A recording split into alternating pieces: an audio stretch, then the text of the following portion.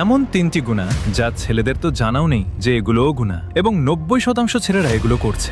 আপনি এই ভিডিওটি আপনার সকল বন্ধুদের সাথে শেয়ার করুন। যদি আপনার শেয়ারের কারণে একজনও এই গুনাহ ছেড়ে দেয় তবে তার সওয়াব ইনশাআল্লাহ আপনিও পাবেন। 1. নিজের কাপড় টাকনুর নিচে রাখা, সেটা জিন্স হোক বা ট্রাউজার হোক, এটা হারাম। আল্লাহ রাসূল সাল্লাল্লাহু আলাইহি ওয়াসাল্লাম বলেছেন যে কিয়ামতের দিন আল্লাহ তাআলা 3 শ্রেণীর মানুষের দিকে তাকাবেনও না এবং তাদের জন্য যন্ত্রণাদায়ক শাস্তি রয়েছে। তাদের মধ্যে একজন হলো যে টাকনুর নিচে কাপড় পরে, এমনকি নামাজের সময় এমন হলে আল্লাহ তাআলা তার নামাজও কবুল করেন না। 2. আপনি যদি শর্টস পরেন এবং তা আপনার হাঁটুর নিচে হয় তবে কোনো সমস্যা নেই, কিন্তু যদি তা হাঁটুর উপরে হয় তবে তা গুনাহ হবে, কারণ ইসলামে পুরুষের সতর হাঁটু পর্যন্ত এবং সতর ঢেকে রাখা ফরজ। 3.